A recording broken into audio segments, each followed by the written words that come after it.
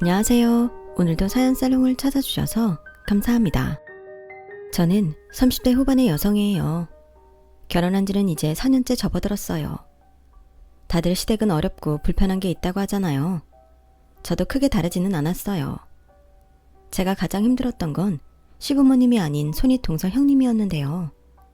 물론 때로는 시어머니가 너무 자기 아들 위주로만 생각하는 것 같아 속상한 때도 있었고, 그걸로 남편과 싸우기도 했지만 그렇다고 상식 이하로 속이 뒤집히고 했던 건 없었던 것 같아요. 또 시어머니도 그렇고 시아버지도 그렇고 두 분 다 마음도 약하고 싫은 소리를 잘 못하기도 하세요. 그러다 보니 가끔 쌓였던 게 폭발하기는 하는데요. 사람이라면 누구나 다 그런 면이 있지 않겠어요. 또 지금은 처음보다 제 입장에서도 이해하려고 노력하시는 게 느껴져서 이만하면 시부모님 잘 만난 거다 하고 있어요. 그런데 형님은 결혼하고 얼마 전까지도 진짜 사람 황당하게 하고 열받는 언행을 정말 많이 했답니다. 자기도 같은 며느리 입장이면서 왜 그러는지 모르겠더라고요. 지금 생각해보면 무슨 동물의 왕국처럼 자기가 더 힘있고 잘났다는 걸 보여주려고 유치하게 기싸움을 한 거라는 생각이 들어요. 그 기싸움의 끝은 생각지 못한 곳에서 저의 승리로 끝났답니다. 오늘은 그 얘기를 해보려고 해요. 남편과 결혼하기 전 처음 만났을 때부터 장난 아니었어요. 형님은 땡땡 회계사무소의 회계사였는데 자기 직업에 엄청난 자부심을 갖고 있었어요. 그에 비해 아주버님은 순진해 보였다고 할까요? 대학교에 있는 연구소에 계신다고 했는데 정말 평생 공부만 열심히 한 게 얼굴에 풍길 정도였어요. 형님이 처음 만났을 때부터 저희 앞에서 아주버님한테 가방을 턱 맡기더니 의자 빼고 넣는 거에 주문하는 것까지 모든 걸 아주버님한테 다 시키더라고요. 저는 참 황당했는데 형님은 그걸 자랑하는 것 같았어요. 이지연 씨, 반가워요. 나 땡땡 회계사무소 회계사이고 우리 지금 사는 집이 100평짜리야. 이게 다 내 덕이겠지만. 아, 맞다. 지연 씨는 무슨 편집 디자인 한다고 했나? 그게 돈이 돼요? 우리 도련님도 그저 그런 직장인이라 큰 돈벌이는 못할 텐데. 평생 부자 되기는 참 고난이 많겠다. 어쨌든 우리 결혼하고 지금 5년 만에 새 식구 들어오는 거라 집안 어른들은 기대가 많을 거예요. 뭐 나도 어쨌든 환영이고 잘 살아요. 네, 회계사 요새 참 대단했어요. 첫 만남부터 자기네 집 평수 자랑에 제 직업이 돈이 되느냐부터 해서 제 남편도 큰 돈 못 만질 거라고 하지를 않나.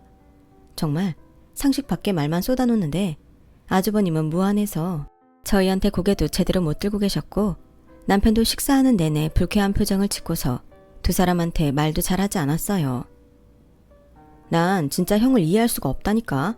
자기가 형수 비서야. 봤지? 형수는 자기가 직접 하는 게 하나도 없어. 왜 저러고 사는지 진짜 모르겠다니까. 형이 대학 다닐 때부터 그 흔한 연애도 한번 안 해보고 있다가 형수 만나서 푹 빠져서 결혼한 건데 솔직히 나도 그렇고 엄마 아빠도 별로 좋아하지 않았거든. 형 인생이니 형이 알아서 하겠지만 저러고 사는 거 보게 되면 내 복장이 다 터진다니까. 저렇게 생각하는 건 남편뿐만이 아닌 것 같았어요. 그 다음에 시댁으로 인사를 드리러 갔는데 시어머니가 저한테 이러시더라고요. 예, 요즘은 윗사람이라고 해서 아랫사람한테 함부로 말 놓고 뭐 가르치려고 들고 그러는 거 아닌 세상이잖니?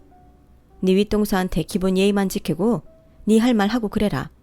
걔 마음에 들게 하려고 뭐 그럴 필요 없어. 걔 욕심 채워주지 말고 네 편한 대로 해라. 알았지? 저는 정말 주변에서도 이런 얘기 해주시는 시어머니는 들어본 적도 없어요. 시부모님은 저한테도 정말 잘해주셨고 내가 도를 넘는 시집살이는 안 하겠구나 라는 걸 느끼게 해주셨죠. 저희는 결혼식도 양가 축복 속에 잘 마치고 신혼생활을 시작하게 됐어요. 시어머니는 시댁에 일이 있어도 제게 무리한 요구를 하지 않으셨고 늘 형편에 따라 제가 힘들지 않게 해주셨어요. 시아버지도 잔소리를 한다든지 그런 게 전혀 없으셨고요. 그런데 정말 형님이 사람 골 때리게 하더라고요. 저희가 신혼여행 돌아와서 얼마 안 됐을 때 아주버님이 저희한테 밥을 사겠다고 해서 나간 적이 있었어요. 제가 퇴근하고 약속 장소에 가자 형님은 다리를 꼬고 앉아있다가 털을 괴고서 저를 위아래로 싹 훑어보는데 기분 참 별로더라고요. 스캔한다고 하잖아요. 그거 노골적으로 당해보니 참 사람한테 할 게 못 되는구나 싶더라고요. 저는 형님의 불편한 시선을 무시하고 밝게 인사했어요. 아주버님 형님 먼저 나와 계셨네요. 저도 끝나자마자 온다고 왔는데 제가 제일 늦었네요. 주문 아직 안 하셨죠? 제가 할까요? 자기 주문 안 했지? 자기 오면 하려고 기다리고 있었지. 라는 남편의 말에 제가 메뉴판을 펼치자 형님은 쓱 메뉴판을 가로채서 아주버님 앞에 놓더라고요. 일단 음식은 우리가 시키는 걸로 할게. 오늘 하고 온 센스 보니까 이런 데 와보지도 않았을 것 같고 뭘 시켜야 될지도 모를 것 같은데 쪽팔리느니 내가 하지 뭐. 라더니 제가 무슨 말할 틈도 없이 손가락으로 메뉴를 집어가며 아주버님한테 이거랑 와인은 당신하고 나만 하지 뭐. 라는 거 아니겠어요? 아니, 형수, 뭔 사람 선택권도 안 주고 이러시는 게 어딨어요? 도련님, 기분 나쁘셨어요? 저는 동서가 잘 모를 것 같아서 배려해준다고 그런 건데요. 그럼 도련님도 와인 마실래요? 참, 됐습니다. 뭐 어차피 오늘 형이 사준다고 했으니 시켜주시는 거 잘 먹고 갈게요.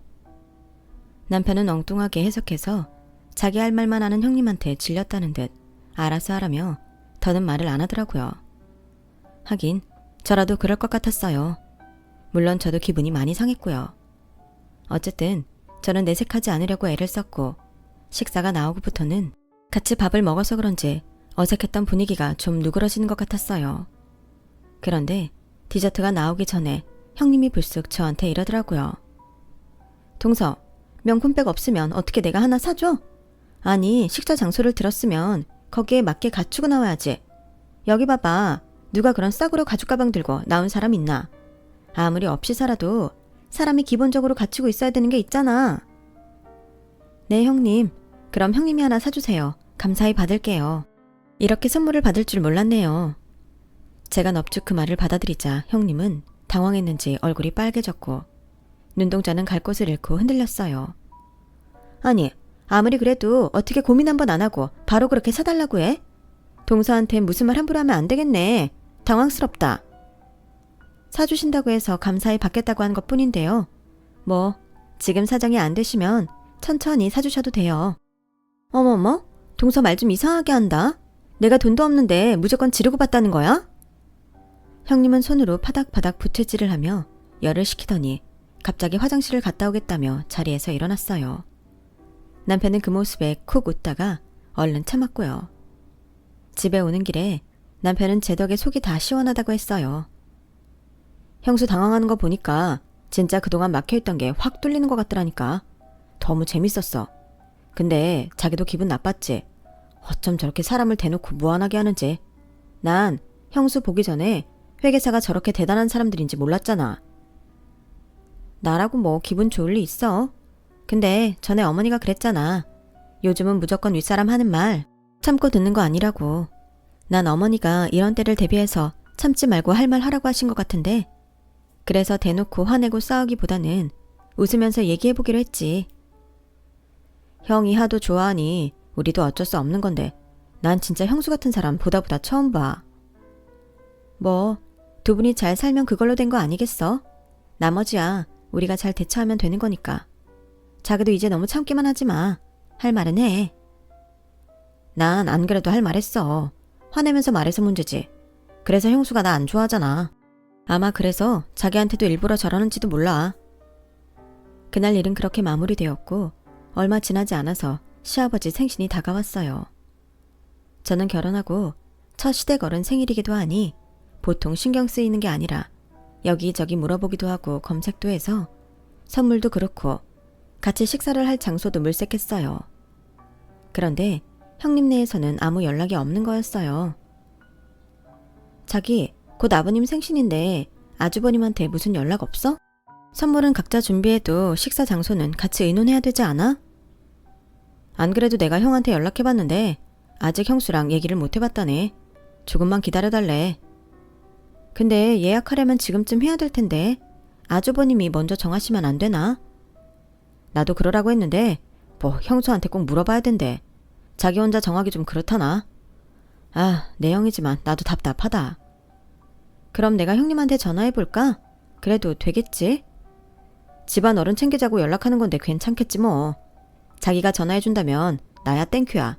난 진짜 형수하고 개인적으로 말 섞기 싫거든. 남편은 이제 아주 편하게 자기 형수 싫다는 말을 하더군요. 저는 저한테 맡기라고 하고 형님한테 전화를 했어요. 동서가 웬일이야? 전화를 다 하고. 전화할 사람으로 안 보였는데? 잘 지내셨어요, 형님? 이제 좀 있으면 아버님 생신이잖아요. 그래서 식사 장소 어디로 해야 되나 여쭤보려고요. 아무래도 형님이 더 잘 아실 것 같아서요. 아, 그랬어? 뭐 내가 잘 알긴 아는데 이번엔 동서가 알아서 해봐. 처음 하는 거니까 혼자서 해보는 것도 나쁘지 않잖아. 그러면 다음에는 급을 올려서 어떻게 해야겠다 감도 잡힐 거야. 나도 아무 말 안 하고 동서 하는 대로 따를게. 그냥 저 알아서 하라고 하는 말도 어쩜 저렇게 사람을 매기면서 하는지 참 그것도 재주다 싶었어요. 저는 알겠다고 하고 이리저리 알아봐서 시부모님 입맛에 맞을 만한 한정식 레스토랑을 예약하고 선물도 준비했어요. 그리고 시아버지 생신날이 되었는데 약속 시간 30분이 지났는데도 아주버님이랑 형님은 오질 않았어요. 남편은 결국 음식을 갖다 달라고 하고 아주버님한테 전화를 했죠. 전화를 끊고 온 남편은 어째 흥분해서 얼굴이 좀 벌개졌더라고요. 왜 그래? 아주버님 무슨 일 있으시대? 제가 묻자 시부모님도 궁금한 표정으로 남편을 쳐다봤어요. 남편은 아주 난처해서 어쩔 줄 모르더라고요. 아, 그게 형수 회사에서 나오는 호텔 디너 뷔페랑 숙박권이 있는데 그게 오늘이 마지막이었대요. 새카맣게 까먹고 있었는데 그거 안 쓰면 다음에 안 준다고 꼭 가야 된다고. 아니 이게 무슨 말인가요? 방구인가요? 그렇게 디너 뷔페를 꼭 가야겠으면 호텔 숙박권 정도는 시부모님 드려도 되는 거 아닌가요? 시부모님은 금세 표정이 안 좋아져서 마침 나온 식사를 시작하셨어요. 저희는 뭐라고 말해야 좋을지 몰랐고요. 생각해보면 형님은 계획적이었던 것 같아요. 처음부터 그날 호텔에 가려고 시아버지 생신 신경을 안 쓴 거고 저보고 다 알아서 하라고 했다는 생각이 들더라고요. 아니면 자기가 하는 것만 옳고 자기가 가장 눈 높은 사람이 그렇게 쉽게 남한테 일을 맡길 리가 없잖아요. 뭐 시부모님 챙기는 게 귀찮아서 그랬을 수도 있고요. 뭐가 됐든 아무리 윗사람이라지만 하는 짓이 너무 괘씸하더라고요. 그런데도 시부모님은 정말 남한테 싫은 소리 못하는 성격이 그대로 나와서 뭐라고 말을 하지 못하더라고요. 그래도 아주버님이 그런 성격을 꼭 닮은 것 같았어요. 저와 남편은 어떻게든 분위기를 띄우려고 애썼고 시부모님도 저희 장단에 맞춰서 결국 웃어주셨어요. 제가 준비한 선물도 너무 마음에 들어 하셨고요. 시어머니는 집에 가기 전 제 손을 꼭 잡으셨어요. 우리 둘째 며느리가 있어줘서 정말 고맙구나. 오늘 너무 맛있게 잘 먹고 재밌는 시간 보냈다.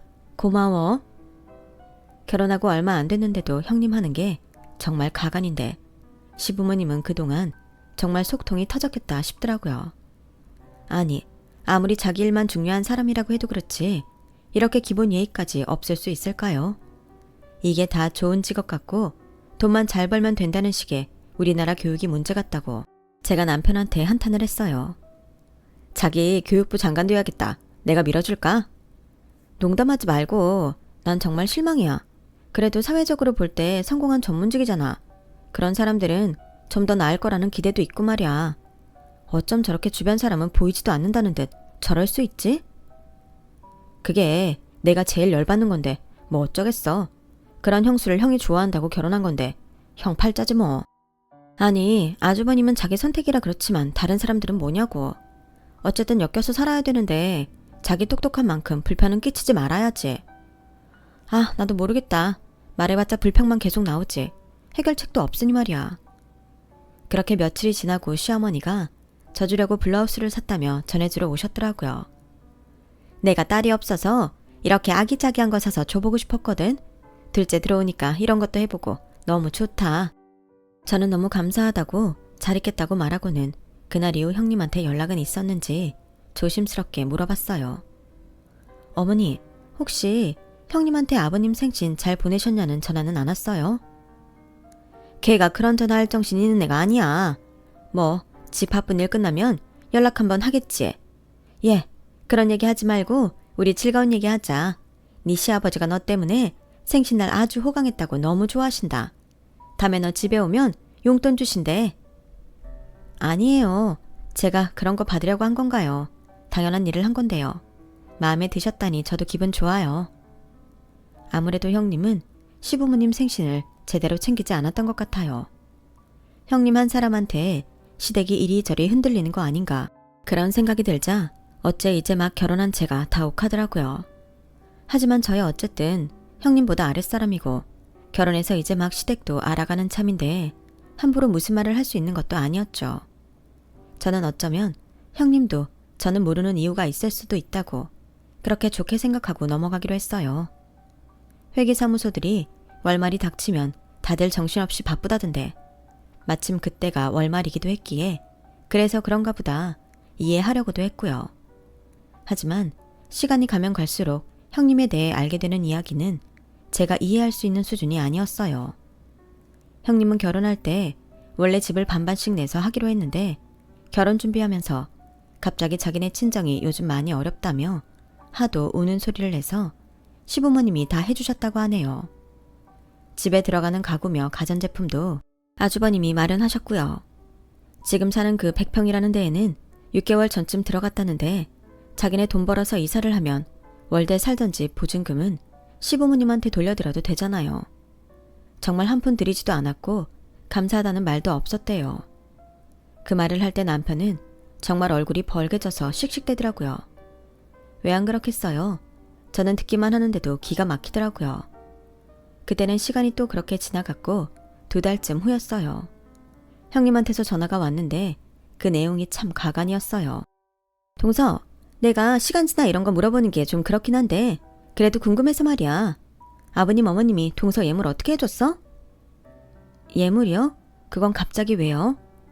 아니 며칠 전에 도련님이 집에 들러서 우리 그 이랑 얘기하는 거 들었는데 불가리 거 세트 받았다며?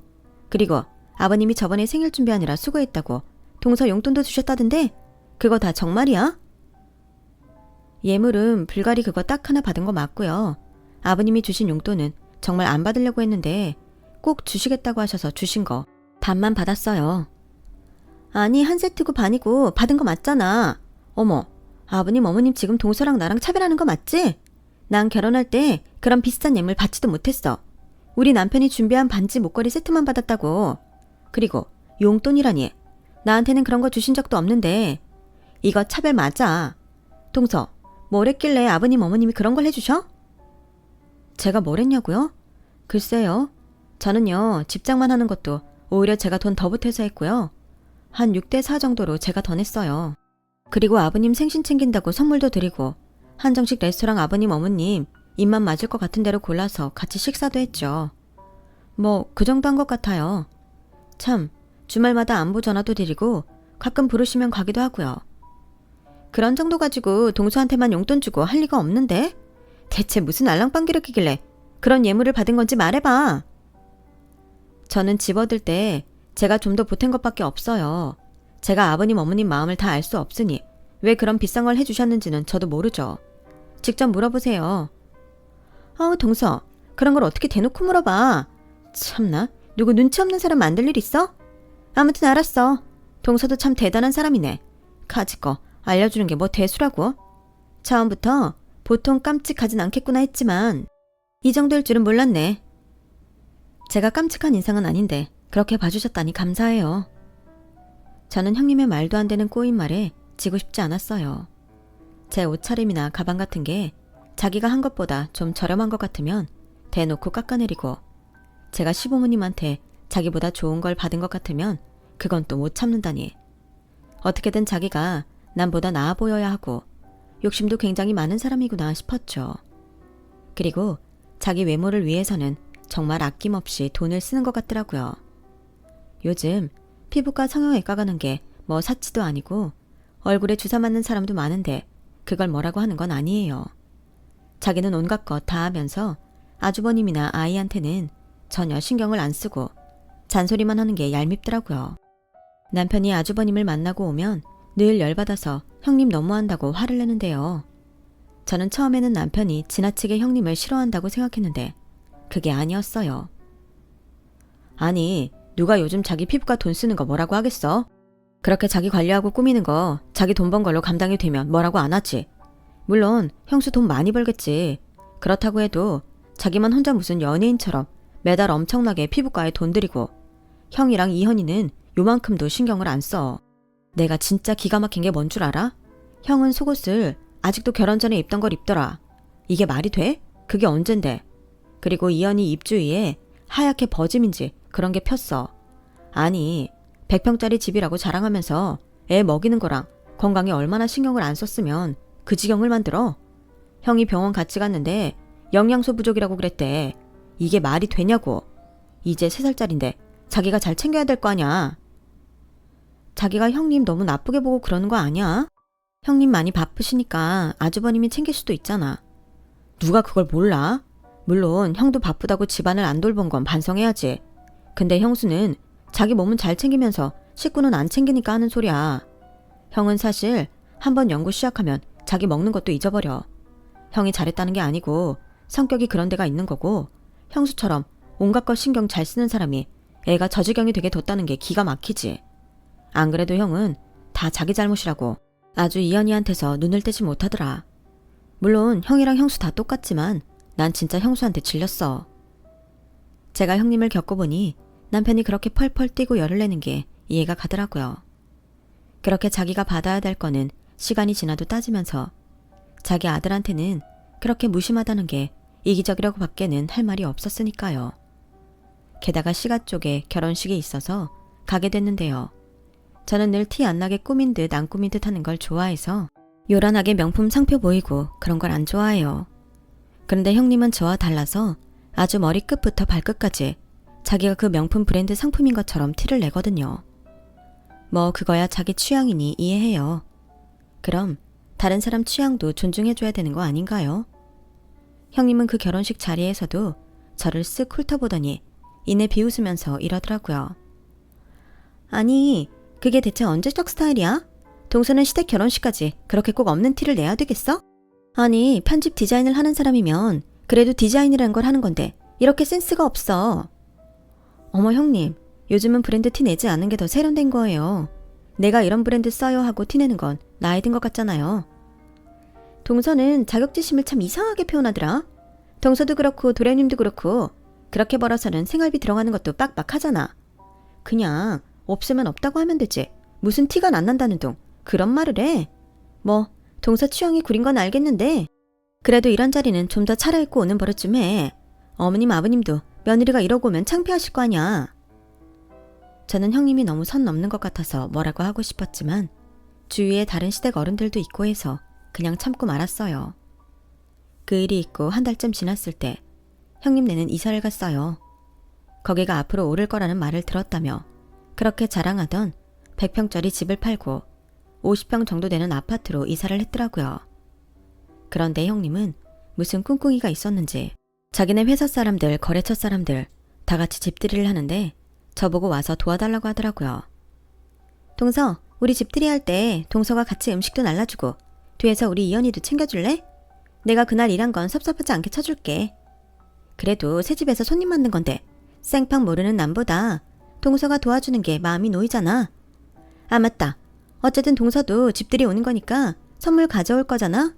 괜히 뭐 살 생각하지 말고 땡땡땡에서 거실에 놓을 도자기로 된 무드 등 사와. 내가 어떤 모델인지 톡으로 보내놓을게.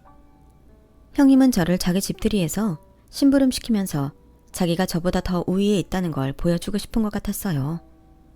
그런 심보를 생각하니 정말 가고 싶지 않더라고요. 그래도 조카 아이가 마음에 걸리기도 했고 나중에 따로 집들이에 가기 싫기도 해서 알겠다고 했어요. 그리고 형님이 선물로 달라고 한 그 무드 등이요. 정말 가격이 악소리 나오게 비싸더라고요. 저한테 주겠다는 일당이 몇 배는 되던데 그러면서 저한테 일당 준다고 얼마나 공치사를 하든지 눈꼴 씌어서 못 봐주겠더라니까요.